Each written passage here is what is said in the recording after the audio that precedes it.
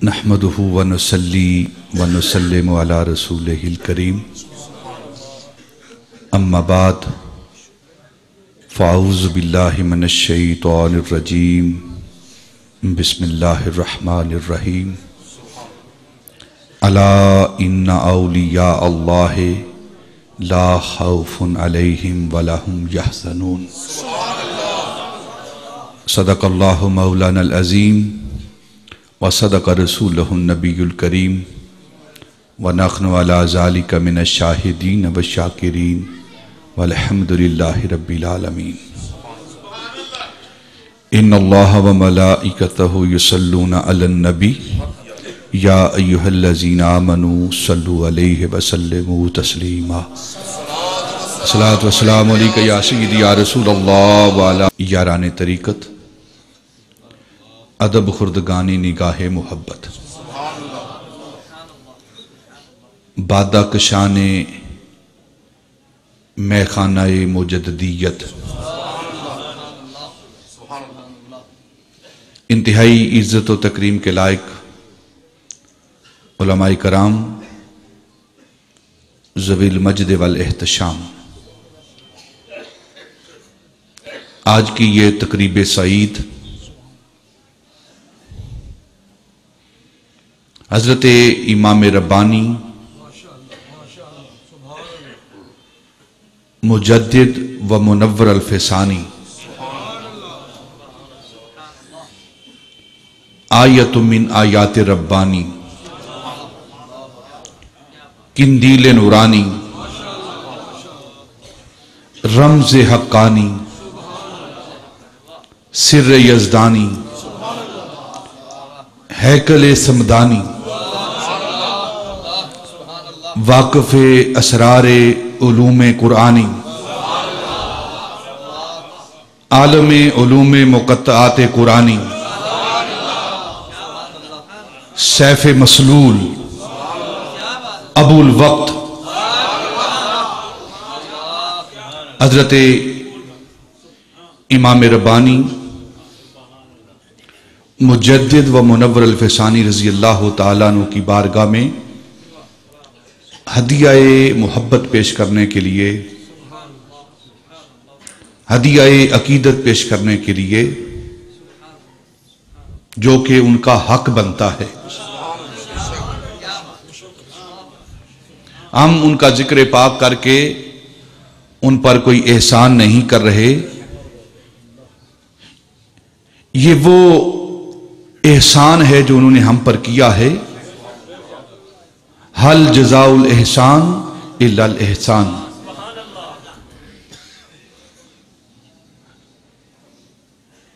انہوں نے جو احسانات کیے ہیں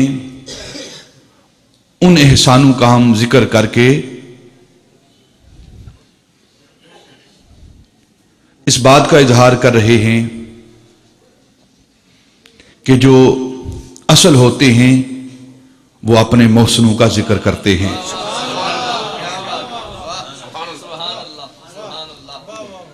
آپ کی بارگاہ میں ہدیہ محبت پیش کیا جا رہا ہے۔ عالمی ادارہ تنظیم الاسلام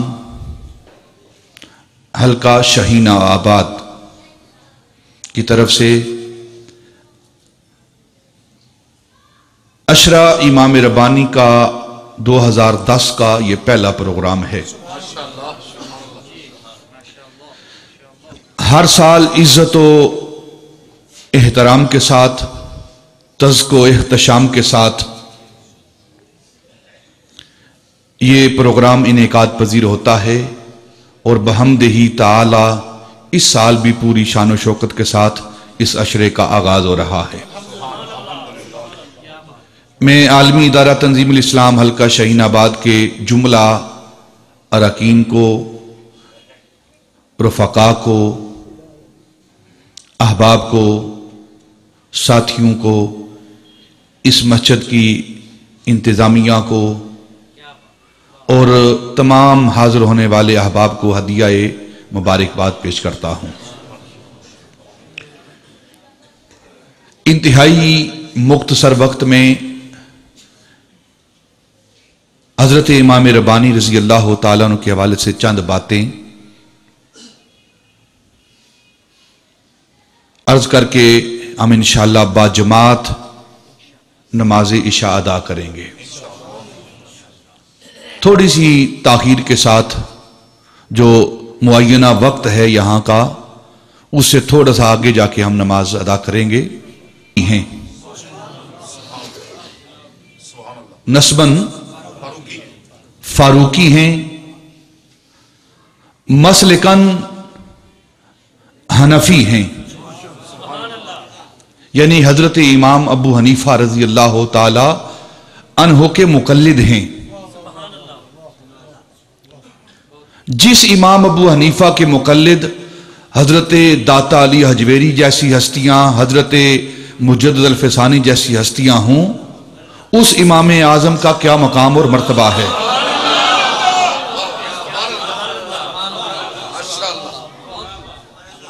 उस इमाम आजम का क्या मकाम और मर्तबा है जिसके गुलामों में दाता अली हजवेरी जैसी हस्तियां हैं और हजरत इमाम रब्बानी जैसी हस्तियां हैं।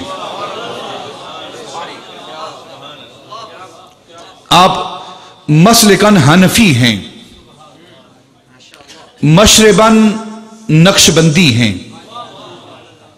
मशरबन नक्शबंदी हैं। या बात को आसान करता चलूं कि आपका खून खून फारूकी है, आपका खून फारूकी है और आपकी रूह सिद्दीकी है, रूह सिद्दीकी है। या बात और आसान करता हूं, आपका जिस्म ये फारूकी है और आपकी रूह ये सिद्दीक है। सैयदना अबू बकर सिद्दीक के बेटे सैयदना फारूक आजम के और मुरीद सैयदना सिद्दीक अकबर रजी अल्लाह ताला अन्हु के, तो दो इंतहाई हसीन चीजों का संगम, जलाल और जमाल का हसीन इम्तिजाज, जलाल और जमाल का हसीन इम्तिजाज, अगर इन दोनों चीजों का मजमुआ किसी जात ने देखना हो तो वो हजरत इमाम रब्बानी की जात है। जलाल फारूकी भी और जमाल सिद्दीकी भी। सैयदना फारूक आजम रजी अल्लाह ताला अन्हु का जलाल और सैयदना अबू बकर का जमाल, ये दोनों चीजें जहां जाकर जमा हुई हैं वो सैयदना इमाम रब्बानी रजी अल्लाह ताला अन्हु की जाते बाबरकात हैं। आप मरजुल बहरैन हैं, मरजुल बहरैन है, जहां दो दरिया आकर जमा होते हैं, एक दरियाए जलाल और एक दरियाए जमाल, वो हजरत इमाम रब्बानी रजी अल्लाह ताला अन्हु की जाते बाबरकात है। यही वजह है आप इरशाद फरमाते हैं, हजरत इमाम रब्बानी रजी अल्लाह ताला अन्हु की आपकी तालीमात पढ़ें, आपके मकतूबात पढ़ें। आप फरमाते हैं मैं जब भी कोई चीज खिलाफ शरीयत देखता हूं,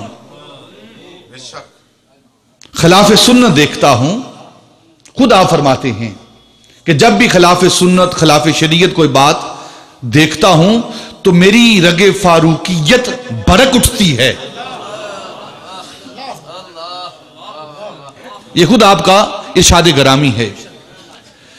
आज जिस बात पर हमने गुफ्तगू करनी है हजरत इमाम रब्बानी रजी अल्लाह ताला अन्हु के हवाले से, वो है हजरत इमाम रब्बानी रजी अल्लाह ताला अन्हु के मकतूबात और आपके मकशूफात, जिस पर हमने आज गुफ्तगू करनी और सुननी है। मकतूबात और मकशूफात। मकतूबात क्या हैं اور مکشوفات کیا ہیں، انتہائی سادہ آسان لفظوں میں، سمجھنے اور سمجھانے کے انداز میں، سیکھنے اور سکھانے کے انداز میں، پڑھنے اور پڑھانے کے انداز میں، تعلیم و تعلم کے انداز میں، افادہ و استفادہ کے انداز میں، جو تصورات، جو خیالات، جو علم، جو فیض انسان کے دماغ سے ہوتا ہوا قلم کے ذریعے کرتاس پر آئے اسے مکتوب کہتے ہیں۔ جو تصورات، جو خیالات، جو علم، جو فیوزات و برکات انسان کے ذہن سے ہوتے ہوئے انسان کے ہاتھوں سے، انسان کے قلم سے جا کر کرتاس پر، کاغذ پر نقل ہو، اس کو مکتوبات کہتے ہیں۔ اور جو تصورات، جو خیالات، جو فیوز و برکات انسان کے قلب و دل، انسان کے دماغ اور قلب سے ہوتے ہوئے اس کا اظہار انسان کی زبان سے ہو، اس کو مکشوفات کہتے ہیں۔ اس کو مکشوفات کہتے ہیں۔ حضرت امام ربانی رضی اللہ تعالیٰ عنہ کے مکتوبات، ان کا بھی عظیم مرتبہ ہے، اور حضرت امام ربانی رضی اللہ تعالیٰ عنہ کے مکشوفات، ان کا بھی عظیم مرتبہ ہے۔ مکتوب تحریر انسان کی پہچان ہوتی ہے۔ جہاں تکلم پہچان ہے نا، وہاں تحریر پہچان ہوتی ہے۔ جو انسان لکھتا ہے، تحریر کرتا ہے، وہ تحریر بتاتی ہے کہ اس کا علمی مرتبہ کیا ہے، اس کا علمی مقام کیا ہے۔ حضرت امام ربانی رضی اللہ تعالیٰ عنہ کے مکتوبات پڑھنے والے وہ جانتے ہیں کہ حضرت امام ربانی رضی اللہ تعالیٰ عنہ کا مرتبہ اور مقام کیا ہے۔ آپ کے مکشوفات کے حوالے سے، کشف کے حوالے سے، کشف یہ اولیاء اللہ رضوان اللہ تعالی علیہ مجمعین کا خاصہ ہے، جن کے قلوب صاف ہو جاتے ہیں، مصفہ ہو جاتے ہیں، مزکہ ہو جاتے ہیں، صاف ستھرے ہو جاتے ہیں، تو ان قلوب سے وہ کشف حاصل کرتے ہیں، وہ دیکھتے ہیں۔ دوسرے لفظوں میں انسان کا دل صاف شفاف شیشے کی مانند ہوتا ہے، اور شیشے سے انسان کائنات کے رنگ دیکھتا ہے، جو چیز سامنے آتی ہے اس کو وہ دیکھتا ہے۔ عام انسان اگر محنت کرے، عام انسان محنت کرے، مشقت کرے، ریاضت کرے، اپنے قلب کو مجاہدے کے ذریعے، ریاضت کے ذریعے صاف شفاف کرے، تو اسے بھی کشف حاصل ہو جاتا ہے، اسے بھی کشف حاصل ہو جاتا ہے۔ اور اولیاء اللہ، اللہ کے نیک بندے، وہ بھی اپنے دل کو صاف کرتے ہیں، شفاف کرتے ہیں، تو انہیں بھی کشف حاصل ہوتا ہے۔ پھر دونوں کے کشف میں فرق کیا ہے؟ پھر دونوں کے کشف میں فرق کیا ہے؟ جس طرح مرنے کے بعد کافر بھی زندہ ہے اور مومن بھی زندہ ہے، دونوں ہی زندہ ہیں۔ جب دونوں ہی زندہ ہیں، پھر دونوں کی زندگی کے اندر فرق کیا ہے؟ فرق یہ ہے کہ کافر مرنے کے بعد زندہ ہے عذاب سہنے کے لیے، اور مومن مرنے کے بعد زندہ ہے چہرہ بددعا کی زیارت کرنے کے لیے۔ دنیا دار یہ اپنے سینے کو صاف کرتا ہے، اپنے دل کے آئینے کو صاف کرتا ہے، اس آئینے سے وہ دنیا دیکھتا ہے، اور جو اللہ کا دوست ہوتا ہے وہ اپنے آئینے کو صاف کرتا ہے جمال حق دیکھنے کے لیے، جمال حق دیکھنے کے لیے آئینے کو صاف کرتا ہے۔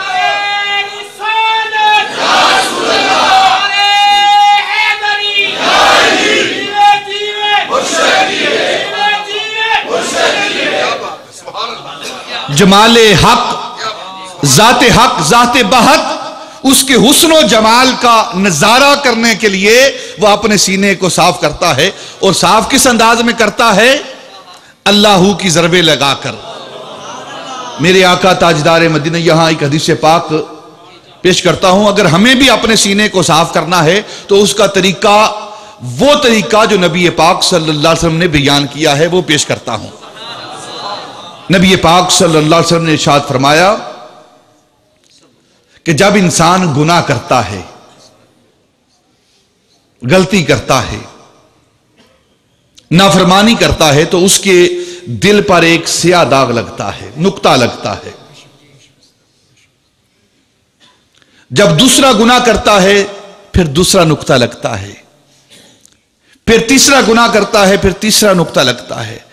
آہستہ آہستہ انسان گناہ کرتا رہتا ہے، اور اس کے صاف شفاف دل پر جو اللہ رب العزت نے اپنا گھر بنایا ہے، انسان گناہ کر کے اس کو گندا اور کالا کرتا رہتا ہے۔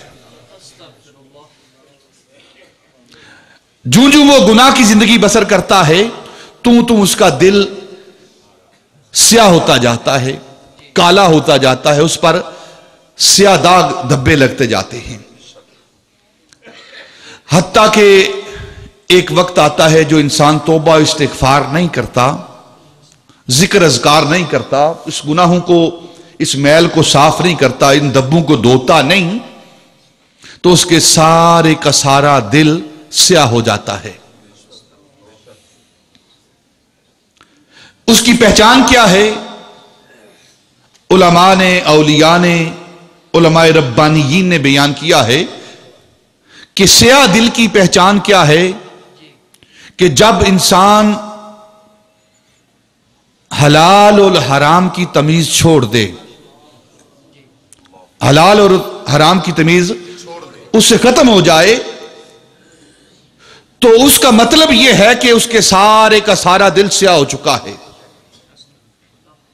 ہمیں کسی سے سوال نہیں کرنا کہ ہمارا دل کتنا سیاہ ہے یا کتنا سفید ہے، کتنی روشنی ہے اس کے اندر، کتنا نور ہے، یا کتنی اس کے اندر اندھیرا ہے، ظلمت ہے۔ یہ کسی سے نہیں پوچھنا، ہم نے اپنے اندر میں جا کے اپنے من کے مفتی سے سوال کریں، اپنے دل پر نظر ڈالیں، خود اندر سے جواب آئے گا کہ دل کی کیفیت کیا ہے، سیاہ ہو چکا ہے یا ابھی اس کے اندر روشنی باقی ہے۔ ہمارے سامنے ایک حرام چیز آئے اور ایک حلال چیز آئے، دونوں ہمارے سامنے آئیں، اگر دونوں ہی چیزیں ہم اٹھا لیں، تمیز نہ کریں یہ ہمارے لیے حرام ہے کہ حلال ہے، تو سمجھ لینا پھر سارے کا سارا دل سیاہ ہو چکا ہے۔ اور اگر کبھی حلال کی امیزش جو جاتی ہے، کبھی حرام کی امیزش جو جاتی ہے، اس صورت میں ابھی تھوڑا سا حصہ سفیدی کا، نور کا باقی ہے۔ آج اس دور میں ہم دیکھتے ہیں ہمارا رہنے سہنے کا طریقہ، ہمارا مال حاصل کرنے کا انداز کیا ہے؟ اللہ ماشاءاللہ کچھ احباب ہوں گے، کچھ لوگ ہوں گے جو یہ بات سوچتے، اکثر ہماری یہی حالت ہے، کیونکہ ہمارے دل یہ سیاہ ہو چکے ہیں۔ جب یہ کیفیت ہو جائے تو پھر بھی اللہ کے اس رحمت للعالمین محبوب نے ہمیں ارشاد فرمایا کہ اس کیفیت پر پہنچ کر بھی تم پریشان نہ ہو جانا، میں اللہ کا رسول تمہارے ہر مسئلے کا حل لے کر آیا ہوں۔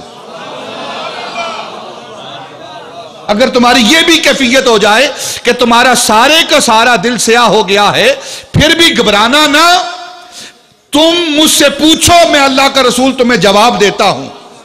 آپ نے فرمایا حدیث پاک ہے لِكُلِّ شَيْءٍ سِكَالَةٌ وَسِكَالَةُ الْقُلُوبِ ذِكْرُ اللَّهِ.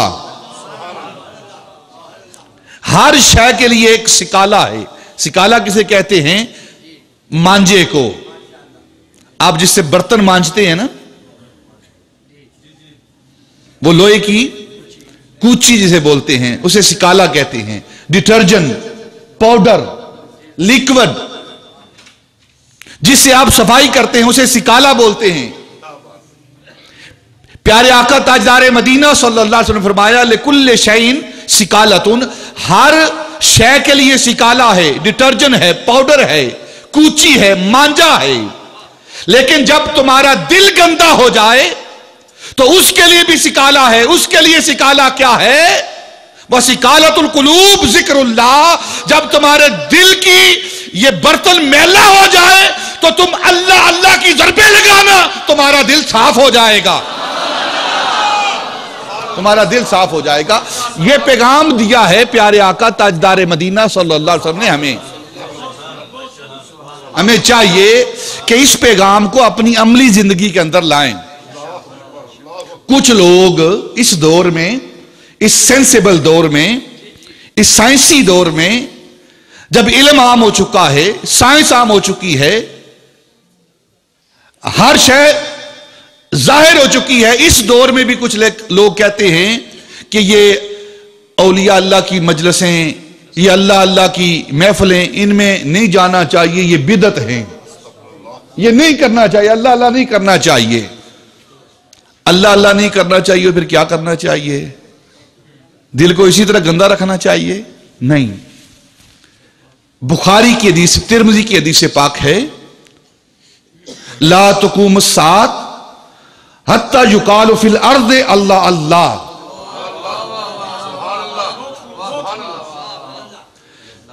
اس وقت تک قیامت برپا نہیں ہوگی جب تک زمین پر اللہ اللہ کرنے والے موجود رہیں گے. تو گویا زمین کی بقا یہ ان اللہ والوں سے ہے. تو ہمیں چاہیے اپنے قلوب کی صفائی کے لیے اللہ اللہ کیا کریں. اور یہ اللہ اللہ کا طریقہ اولیاء اللہ کا طریقہ ہے. انہوں نے اللہ اللہ ہمیں سکھائی ہے. حضرت امام ربانی رضی اللہ تعالیٰ عنہ آپ بھی ان اہل دل سے، ان اللہ والوں سے ہیں جنہوں نے اللہ اللہ کی ضربیں لگائی ہیں اور اپنے دل کو بھی صاف کیا ہے اور اپنے ماننے والوں کے لیے تعلیم چھوڑی ہے کہ اگر تمہارے دل یہ میلے ہو جائیں، گندے ہو جائیں، ظلمت بھرے ہو جائیں تو تم بھی اللہ کا ذکر کر کے اپنے دل کو صاف کر لینا. جب دل صاف ہو جاتا ہے، پاک ہو جاتا ہے، مصفہ ہو جاتا ہے، مزکہ ہو جاتا ہے، تو اس وقت فرمان ہے کہ اتقوا فراست المؤمن وہو ینظر بنور اللہ. مومن کی فراست سے بچو، وہ آنکھ سے نہیں بلکہ اللہ رب العزت کے نور سے دیکھتا ہے. تو گویا پاک قلب، صاف قلب یہ اللہ رب العزت کا نور ہے جو مومنوں کو، ایمان والوں کو، اولیاء اللہ کو حاصل ہوتا ہے. حضرت امام ربانی رضی اللہ تعالیٰ عنہ آپ کو جو صفائی قلب ملی ہے، آپ کو جو کشف ملا ہے، اس کا مرتبہ اور مقام کیا ہے؟ اولیاء اللہ ان کو کشف ہوتا ہے، الہام ہوتا ہے، ان کے کشف کا ظہور ہوتا ہے. لیکن حضرت امام ربانی رضی اللہ تعالیٰ عنہ کا کشف کیسا ہے؟ اپنی طرف سے بات نہیں، مسلک اہل حدیث کے نامور عالم نواب صدیق حسن خان بھوپالی، ان کی طرف سے ریاض المرتاز ان کی کتاب ہے. انہوں نے حضرت امام ربانی رضی اللہ تعالیٰ عنہ کے کشف کے بارے میں کیا لکھا ہے؟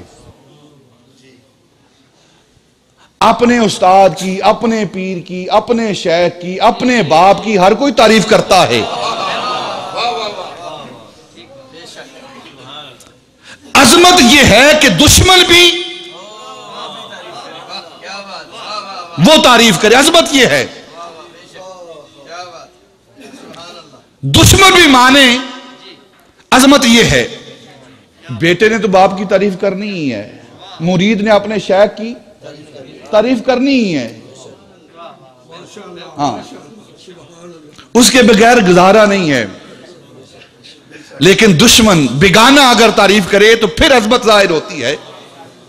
वो नवाब सदीक हसन खां आप लिखते हैं कि बाकी औलिया अल्लाह का कशफ और हजरत इमाम रब्बानी का कशफ, इसमें फर्क क्या है कि हजरत इमाम रब्बानी रजी अल्लाह ताला अन्हु का कशफ, जितना भी आपका कशफ है, सारा चश्माए होश से सरदद हुआ है। उलमा खुसूसी तवज्जो फरमाए इस बात पर, चश्माए होश,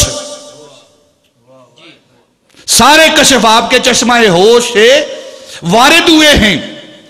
कोई ऐसा भी कशफ नहीं हजरत इमाम रब्बानी रजी अल्लाह ताला अन्हु का कि जो गफलत में, होश में ना हूं, सुकर में हूं, उस हालत में आप पर कशफ हुआ हो ना।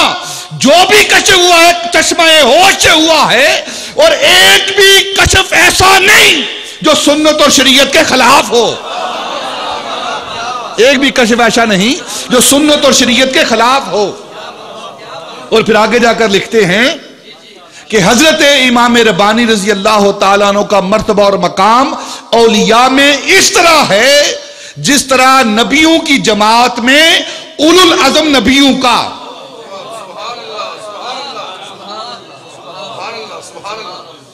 हजरत इमाम रब्बानी रजी अल्लाह ताला अन्हु का मर्तबा और मकाम औलिया में इस तरह है जिस तरह उलुल अज़म नबियों का अंबिया की जमात में मर्तबा और मकाम है। और फिर खुद हजरत इमाम रब्बानी रजी अल्लाह ताला अन्हु आप अपने कश्फ के बारे में इजहार करते हैं, मकतूबात का मुताला करें। आप फरमाते हैं कि बाकी औलिया, बाकी बुजुर्गान दीन, उनके कश्फ और हमारे कश्फ में फर्क क्या है, यह खुद हजरत इमाम रब्बानी बयान कर रहे हैं।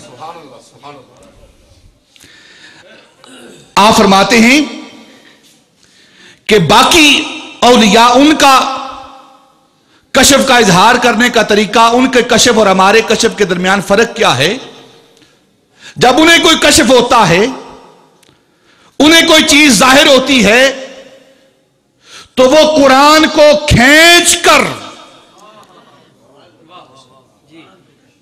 कुरान को खींचकर अपने कशफ के पास लाते हैं और कोशिश करते हैं कि कुरान हमारे कशफ के मुताबिक हो जाए। लेकिन हमारा कशफ क्या है, हमारा तरीका क्या है, हम अपने कशफ को कुरान के पास ले जाते हैं। कुरान को खींचकर अपने पास नहीं लाते, बल्कि अपने कशफ को उठाकर कुरान की खिदमत में पेश करते हैं। अगर कुरान कबूल कर ले तो अपना कशफ मान लेते हैं, वरना कशफ छोड़ देते हैं।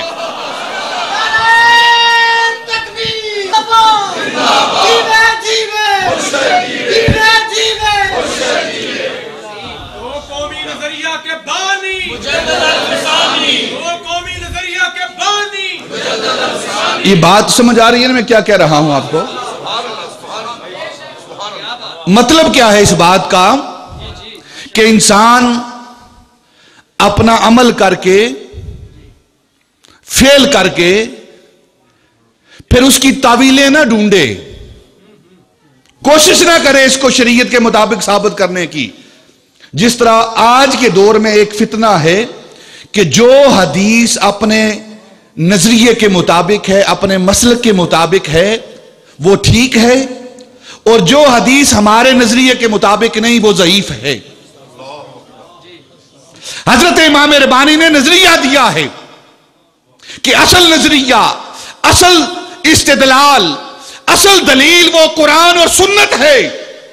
अगर तुम्हारा अमल कुरान और सुन्नत के मुताबिक है तो ठीक है, वरना कुरान को खींचकर अपने अमल के मुताबिक ना करो।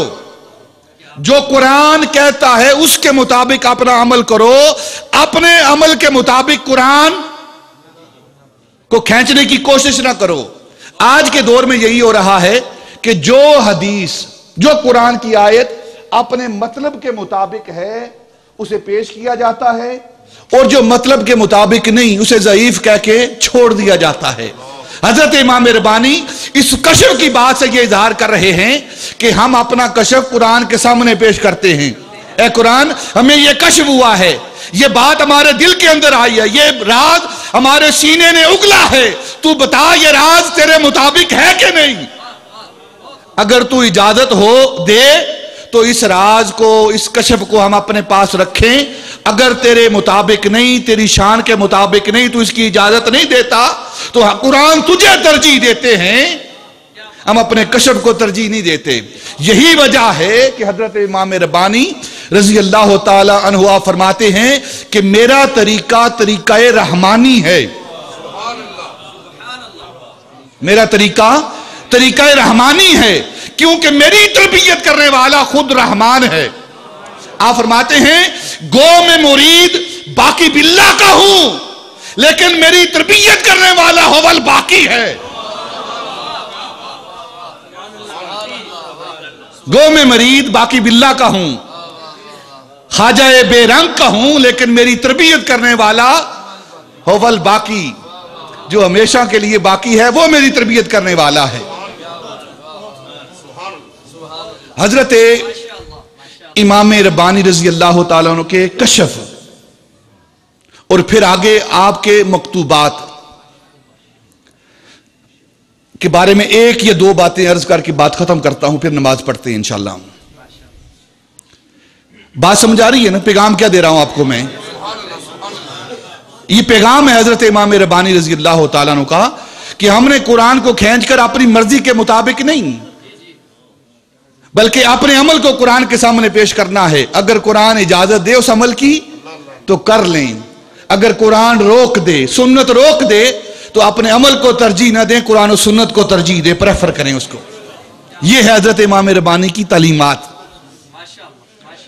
आपके मकतूबात जो आपने लिखे हैं उनका मर्तबा और मकाम क्या है? हजरत इमाम रब्बानी रजी अल्लाह ताला अन्हु खुद फरमाते हैं, आप फरमाते हैं जब मैं मकतूबात लिखता हूं, लिखने के लिए बैठता हूं,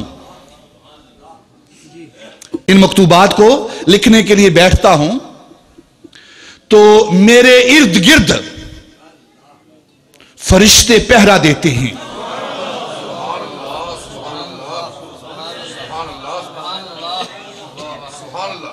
शैतानी असरात,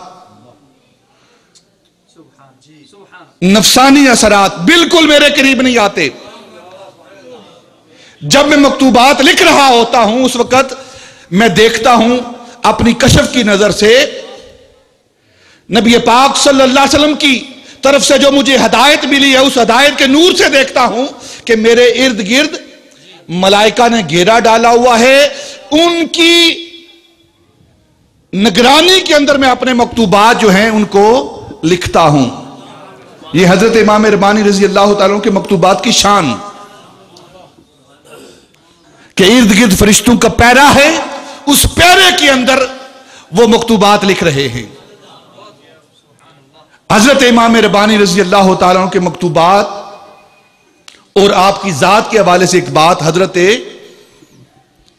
मिर्जा मजहर जाने जाना, ये कौन है हजरत मिर्जा मजहर जाने जाना? हजरत काजी सनाउल्लाह पानीपती, ये उनके शेख हैं। हजरत मिर्जा मजहर जाने जाना तफसीर मजहरी जिन्होंने लिखी है, और बहकी वक्त हजरत काजी सनाउल्लाह पानीपती जिनका तफसीर अरब के अंदर, अरब के उलमा के अंदर बहुत ही मकबूल है, वो हजरत मिर्जा मजहर जाने जाना। आप फरमाते हैं एक रात मैं सो रहा हूं, मेरी आंखें बंद हैं लेकिन मेरा नसीबा जाग रहा है, मेरा नसीबा जाग रहा है। हजरत मिर्जा मजहर जाने जाना आप फरमाते हैं मेरे नसीबे ने, मेरे बख्त ने यावरी की, मुझे जलवाए जहां आरा चेहरा-ए वद्दुहा की जियारत हुई, नबी पाक सल्लल्लाहु अलैहि वसल्लम की जियारत हुई। आप फरमाते हैं कैफियत क्या थी जियारत के वक्त कि नबी पाक सल्लल्लाहु अलैहि वसल्लम के सीना मुबारक के पास मेरा सर मुबारक है, मेरा सर है, मेरा मुंह है। इस हालत में मैं आपके चेहरा वद्दुहा की, आपकी ज़ात बबरकात की जियारत कर रहा हूं और साथ मेरे शेखजादे, मेरे पीरजादे उनके साथ हैं, नबी पाक सल्लल्लाहु अलैहि वसल्लम के साथ हैं। यानी कि मेरे पीर के साहबजादे, उनके शेखजादे वो नबी पाक की जात के साथ साथ मौजूद हैं, वो भी वहां मौजूद हैं। और आप फरमाते हैं हजरत मिर्जा मजहर जाने जाना कि मुझे बहुत प्यास लगी, शिद्दत के साथ मुझे प्यास लगी। तो नबी पाक सल्लल्लाहु अलैहि वसल्लम की बारगाह में अर्ज़ की, या रसूल अल्लाह मैं पानी पीना चाहता हूं। ये प्यास पानी की प्यास नहीं, ताबीर जो हो रही है वो ये रूहानी प्यास है। मैं पानी पीना चाहता हूं, प्यास बुझाना चाहता हूं। तो नबी पाक सल्लल्लाहु अलैहि वसल्लम ने हजरत इमाम रब्बानी रजी अल्लाह तआला अन्हु की औलाद जो हजरत मिर्जा मजहर जाने जाना के शेखजादे हैं, उनको हुक्म दिया कि मिर्जा मजहर जाने जाना के लिए पानी लाओ। तो मैंने हजरत मिर्जा मजहर जाने जाना फरमाते हैं, मैंने अर्ज की या रसूलुल्लाह सल्लल्लाहु अलैहि वसल्लम ये मेरे शेखजादे हैं, मैं इनका गुलाम हूं, इनके दर के टुकड़ों पर पलने वाला हूं। आप इन्हें हुक्म फरमा रहे मेरे लिए पानी लाएं, ये तो मेरे शेखजादे हैं, पीरजादे हैं। नबी पाक ने फरमाया मिर्जा मजहर जाने जाना ये तेरे शेखजादे हैं, इन्हें हुक्म मैं दे रहा हूं, इन्हें हुक्म मैं दे रहा हूं। बेशक ये तेरे शेखजादे हैं लेकिन हुक्म तो मैं दे रहा हूं इन्हें, तू नहीं हुक्म दे रहा इन्हें।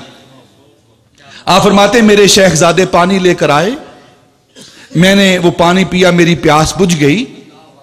तो पानी पीने के बाद मैंने ये जो एहसान मेरे शेखजादों ने मुझ पर किया है, तो मैंने नबी पाक सल्लल्लाहु अलैहि वसल्लम की बारगाह में अर्ज किया, या रसूलल्लाह आप अहमद सरहंदी इमाम रब्बानी को जानते हैं? उनको जानते हैं आप? तो नबी पाक सल्लल्लाहु अलैहि वसल्लम ने फरमाया मेरी उम्मत में उन जैसा कौन है?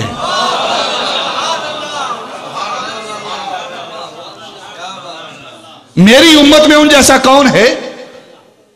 उनके मर्तबे और मकाम जैसा कौन है? और फिर हजरत मिर्जा मजहर जाने जाना आप फरमाते हैं मैंने नबी पाक से सवाल किया, या रसूलल्लाह आपने उनके मकतूबात को देखा है? आप उनके मकतूबात के बारे में जानते हैं?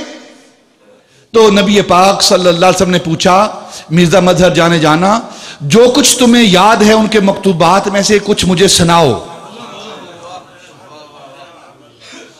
मुझे सुनाओ, पढ़ो। हजरत मिर्जा मजहर जाने जाना फरमाते जो उस वक्त मेरे ज़हन के अंदर जो मकतूबात की इबारत मेरे ज़हन के अंदर आई, मैंने फौरन वो नबी पाक सल्लल्लाहु अलैहि वसल्लम के सामने पढ़ दी। वो इबारत क्या थी कि अल्लाह रब्बुल इज्जत की तौहीद के बारे में नबी पाक सल्लल्लाहु अलैहि वसल्लम के सामने जो बयान किया गया है, जो हजरत इमाम रब्बानी ने लिखा है, वो क्या है? आप फरमाते हैं कि अल्लाह रब्बुल इज्जत की जात के हवाले से, उसकी तौहीद के हवाले से हजरत इमाम रब्बानी ने लिखा है कि वो तौहीद क्या है, उसकी जात क्या है कि इंसानी अकल से बरा है।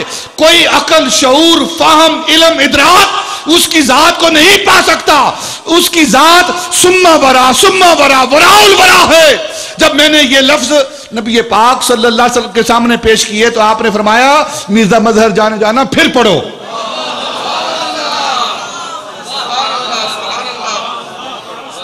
आपने फिर पढ़ो। आप फरमाते हैं कि मैंने नबी पाक सल्लल्लाहु अलैहि वसल्लम के सामने यही इबारत फिर दोबारा पढ़ी तो आप सल्लल्लाहु अलैहि वसल्लम के चेहरे पर खुशी, बशाशत आई। आपने फरमाया मिर्जा मजहर जाने जाना फिर पढ़ो। आप फरमाते मैंने 3 बार नबी पाक सल्लल्लाहु अलैहि वसल्लम के सामने इस इबारत को पढ़ा, नबी पाक सल्लल्लाहु अलैहि वसल्लम के चेहरा मुबारक पर खुशी है। अब इसी हालत में मेरी आंख खुल गई। ये वो मकतूबात हैं जो नबी पाक सल्लल्लाहु अलैहि वसल्लम की बारगाह में भी मकबूल और खुशी का बायस हैं। न सिर्फ नबी पाक सल्लल्लाहु अलैहि वसल्लम की जाते बाबरकात, बल्कि हजरत मौला अली रजी अल्लाह तआला अन्हु के वाले से भी। मकतूब नंबर 80 आप पढ़ें। हजरत हाशम किश्मी जो कि हजरत इमाम रब्बानी रजी अल्लाह तआला अन्हु के खुलफा में से हैं, ज़ुब्दतुल मकामात में आप ये नकल फरमाते हैं कि मेरा एक दोस्त जो सैयद ज़ादा था, मकतूबात के हवाले से बात हो रही है इंतहाई आसान लफ्जों में ताकि बात समझ आ जाए। आप फरमाते हैं मेरा एक दोस्त, मेरा हम सबक तालिब इल्म साथी, तालिब इल्म आपस में पढ़ते हैं ना इकट्ठे, हम सबक होते हैं, एक ही क्लास फेलो होते हैं। तो मेरा एक दोस्त हजरत हाशिम किश्मी फरमाते हैं, मेरा एक दोस्त सैयद, वो मेरा दोस्त था, उसने मुझे यह बयान किया कि एक रात में हजरत इमाम रब्बानी रजी अल्लाह तआला अन्हु की मकतूबात पढ़ रहा था, मुताला कर रहा था। तो मुताला करते करते एक मुकाम आया कि जहां आकर हजरत इमाम रब्बानी रजी अल्लाह तआला अन्हु ने हजरत अमीर मुआविया रजी अल्लाह तआला अन्हु के बारे में इरशाद फरमाया। यहां अकीदे की बात है, वो भी पूरे गौर से समाअत करें। अहले सुन्नत का अकीदा क्या है, हजरत इमाम रब्बानी रजी अल्लाह तआला अन्हु का हजरत अमीर मुआविया रजी अल्लाह तआला अन्हु के बारे में अकीदा क्या है। अक्सर हम अपने अकीदे से नाशनाई की वजह से हजरत अमीर मुआविया रजी अल्लाह तआला अन्हु की जात पर तान करते हैं, जो कि ऐन अकीदा अहले सुन्नत के खिलाफ है। वो हजरत हाशिम किश्मी फरमाते हैं, वो सैयदजादा मुझे कहने लगा कि हजरत इमाम रब्बानी रजी अल्लाह तआला ने हजरत इमाम मालिक का कौल नकल किया कि हजरत इमाम मालिक रजी अल्लाह तआला हो हजरत अमीर मुआविया रजी अल्लाह तआला की शान के अंदर गुस्ताखी करने के लिए वही सजा तजवीज करते उस फर्द के लिए जो सजा शेखैन की गुस्ताखी करने वाले के लिए वो तजवीज करते थे। शेखैन से मुराद हजरत, बोलो ना, शेखैन से मुराद सैयदना सिद्दीक़ अकबर और सैयदना उमर फारूक। जो गुस्ताखी करे हजरत सैयदना अबू बकर और सैयदना उमर फारूक की, जो हद उन पर लगती है वही हद हजरत अमीर मुआविया रजी अल्लाह तआला की गुस्ताखी करने वाले पर भी लगती है। और जो हजरत अमीर मुआविया रजी अल्लाह तआला की शान के अंदर तनकीस करता है, कसर शान बयान करता है, गोया वो शेखैन की शान के अंदर कसर करता है। ये हजरत इमाम मालिक का कौल हजरत इमाम रब्बानी ने नकल किया। तो वो सैयदजादा कहने लगा कि मेरे दिल के अंदर हजरत अमीर मुआविया के बारे में कीना था, बुग़्ज़ था, अकीदा दुरुस्त नहीं था मेरा। तो मैंने गुस्से में आकर हजरत इमाम रब्बानी रजी अल्लाह तआला के मकतूबात को नीचे फेंक दिया, नीचे फेंक दे गुस्से के अंदर आकर। यानी कि यह है बातिल अकीदा कि हक बात को फेंक देना और अपनी जात को, अपने नफ्स को तरजीह देना। इसी बात की नफी की जा रही है यहां। अपने दिल के अंदर जो ख्याल है, जो अपना अकीदा है, जो अपनी बात है, उसको ऊपर रखना। जो अल्लाह और अल्लाह के रसूल की बात है, आइम्मा की बात है, उसको नीचे रखना। यह बातिल नजरिया है, यह गलत नजरिया है और इसी नजरिए की नफी की जा रही है। वो कहने लगा कि मैंने गुस्से की हालत में आकर जो कीना और बुग़्ज़ मेरे सीने के अंदर था हजरत अमीर मुआविया रजी अल्लाह तआला के बारे में, उस वजह से मैंने मकतूबात नीचे फेंक दिए और मैं अपनी चारपाई पे लेट गया, सो गया। जब सोया तो हजरत इमाम रब्बानी रजी अल्लाह तआला अन्हु, मैयत कहते हैं, डर लगता है आपको उससे। तो अमल और इल्म یہ جسم کی مانند ہیں اور اخلاص روح کی مانند ہے، اور جس جسم کے اندر روح نہ ہو وہ جسم بیکار، اور جس عمل کے اندر اخلاص نہ ہو وہ عمل بیکار۔ یہ حضرت امام ربانی رضی اللہ تعالیٰ عنہ نے بیان کیا ہے۔ تو اگر تمہیں اخلاص چاہیے تو اخلاص تمہیں علماء اور عمال سے نہیں ملے گا، اخلاص کی دولت تمہیں اولیاء اللہ کی بارگاہ سے ملے گی۔ اسی لیے ہم کہتے ہیں کہ اگر تمہیں دین کی اصل چاہیے تو اولیاء اللہ کی غلامی اختیار کرو، ان کی تعلیمات پڑھو، ان اولیاء اللہ کی تعلیمات پڑھو تاکہ تمہیں دین کی اصل مل جائے، اور اصل دین کی کیا ہے؟ وہ ہے اخلاص۔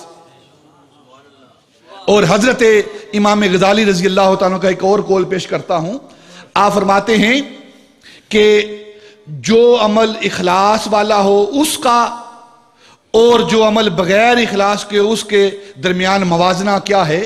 آپ فرماتے ہیں کہ بغیر اخلاص کے جو عمل کیا گیا ہو بے شک وہ پہاڑ کی مانند ہو، وہ پتھروں جیسا ہے، پہاڑ جتنا ہے، لیکن اخلاص والا عمل بے شک تھوڑا کیا ہے وہ موتی کی مانند ہے، ہیرے کی مانند ہے۔ پہاڑ کتنا بڑا ہے لیکن اس کی کوئی قیمت نہیں، اور ہیرا بے شک چھوٹا ہے اس کی بہت بڑی قیمت ہے۔ بے شک عمل تھوڑا ہو لیکن اخلاص والا ہو۔ اخلاص کیا ہے؟ اپنا عمل فقط اللہ رب العزت کی رضا کے لیے انسان کرے، دنیاوی مقصود نہ ہو، کوئی ڈر خوف نہ ہو کسی کا کہ دنیا کی مذمت کی وجہ سے ہم نیک عمل کریں کہ لوگ برا کہیں گے لہذا نیک عمل کرنا چاہیے، یا کسی کے خوف کی وجہ سے، دنیا دار کے خوف کی وجہ سے ہم کوئی گناہوں کو چھوڑ دیں کہ دنیا دار کیا کہیں گے۔ نہ، اگر انسان گناہ چھوڑے تو وہ بھی اللہ رب العزت کی رضا کے لیے، اگر نیکی کرے تو وہ بھی اللہ رب العزت کی رضا کے لیے۔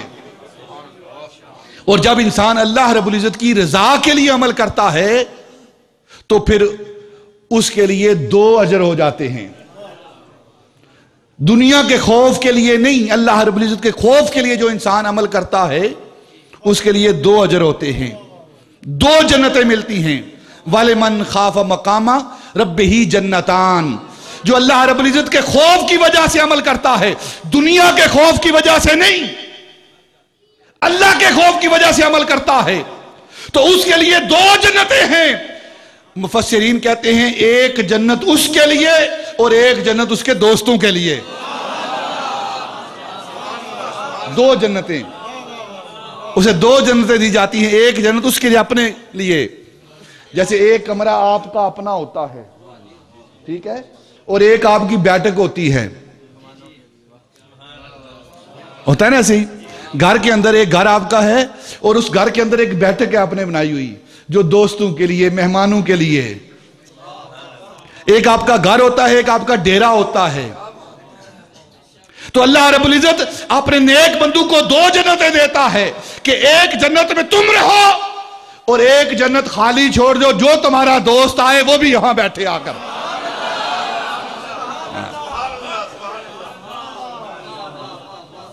سیدنا فاروق اعظم رضی اللہ تعالیٰ عنہ کا دور گرامی ہے۔ آپ کے دور گرامی میں ایک نوجوان لڑکا، آج ہمارے نوجوان بھائی جو ہے نا، ہماری مجلسیں، سینما گھر، چوک، بازاروں کے چوک، پارک، یہ ہماری مجلس کا بنے ہوئے ہیں۔ میرے نوجوان بھائی، ایک وہ نوجوان ہیں، ان کی مجلس کا کیا ہے، وہ اپنا وقت کہاں صرف کرتے ہیں؟ ہم اپنا وقت پارکوں میں، سڑکوں پہ، چوکوں پہ، سینموں میں، ٹی وی وی سی آر کے آگے، کیبل نیٹ ورک کے آگے، انٹرنیٹ کے آگے ہم سارا وقت صرف کرتے ہیں۔ سیدنا فاروق اعظم رضی اللہ تعالیٰ عنہ کے دور میں ایک نوجوان لڑکا 14-15 سال کی عمر ہے، بھرپور جوانی ہے، خوبصورت ہے۔ اس کی عادت یہ تھی کہ ہر وقت مسجد نبوی کے اندر رہتا، مسجد نبوی کے اندر بیٹھا رہتا، نماز پڑھتا، پھر وہیں بیٹھا رہتا، ذکر اذکار کرتا، رات ہوتی، عشاء کی نماز ادا کرنے کے بعد گھر لوٹ جاتا، بوڑھا باپ ہے اس کا، اس کی خدمت کرتا، اور پھر سحری کے وقت پھر مسجد میں لوٹ آتا۔ اس کی یہ روزانہ کی روٹین، روزانہ کا عمل ہے۔ سیدنا عمر فاروق دیکھتے ہیں، روزانہ آ رہے، بڑا پیار سے دیکھتے ہیں اسے۔ ایک دن مسجد سے باہر نکلا، راستے میں گلی سے گزرتا ہوا ایک دروازے سے قریب سے گزر رہا تھا، تو ایک نوجوان لڑکی جو اسے روزانہ دیکھتی تھی آتے جاتے ہوئے، اس نے دعوت گناہ دی، بہلا پھسلا کر اسے اندر لے گئی، اور جب اسے دعوت گناہ دی، این اس وقت کہ وہ گناہ کا گزرتا، اللہ رب العزت کی ذات کا اس کا خوف اس کے دل کے اندر وارد ہوا، اسی خوف سے اس کی روح نکل گئی، اسی خوف سے اس کی روح نکل گئی۔ اب اس لڑکی نے بدنامی کی وجہ سے کہ بدنامی ہوگی اٹھا کر باہر پھینک دیا۔ بس یہی دوستی ہے آج کل کی،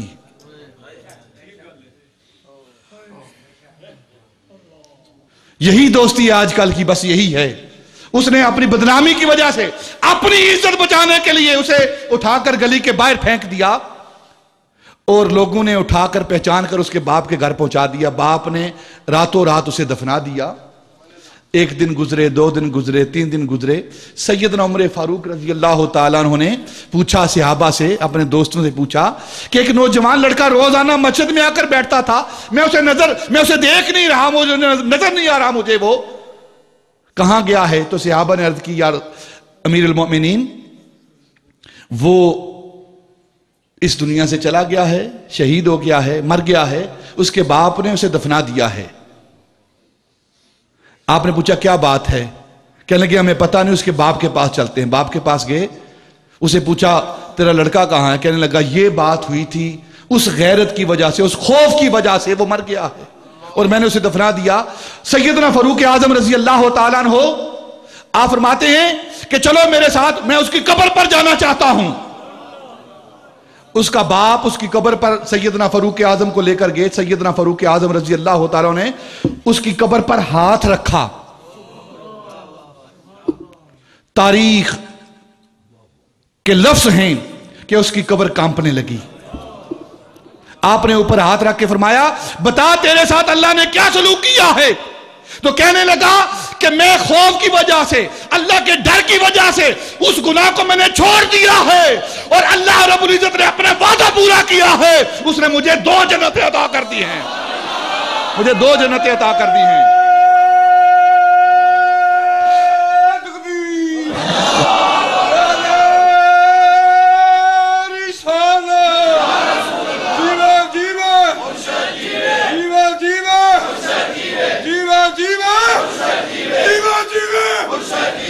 وَلِمَنْ خَافَ مَقَامَ رَبِّهِ جَنَّتَانِ، جو اس کے خوف کی وجہ سے، اللہ رب العزت کے ڈر کی وجہ سے عمل کرتا ہے، اللہ رب العزت اپنی عطا سے 2 جنتیں عطا کرتا ہے، ایک جنت اس کے لیے اور ایک جنت اس کے دوستوں کے لیے، دوستوں کے لیے۔ تو آج ہمیں کیا چاہیے؟ اس دور میں جس بات کی ضرورت ہے وہ اخلاص کی ضرورت ہے۔ ہم اپنے اعمال کے اندر اخلاص پیدا کریں، جو عمل کریں اللہ رب العزت کی رضا کے لیے کریں، اور جو انسان اللہ رب العزت کی رضا کے لیے عمل کرتا ہے باقی کے تمام اعمال کی جزا جنت ہے، اور جو انسان اس کی رضا کے لیے عمل کرتا ہے اس کی جزا جنت والا ہے۔ جن کا عمل ہے بے غرض، جس کا عمل ہے بے غرض، اس کی جزا کچھ اور ہے، حور و خیام سے گزر، بادہ و جام سے گزر۔ حضرت امام ربانی رضی اللہ تعالیٰ نے جو تعلیم دی ہے ہمیں وہ کیا ہے؟ وہ ہے اخلاص کے ساتھ عمل کرنے کی تعلیم دی ہے۔ اللہ رب العزت ہمیں اخلاص کی دولت سے نوازے۔ وما علینا الا البلاغ۔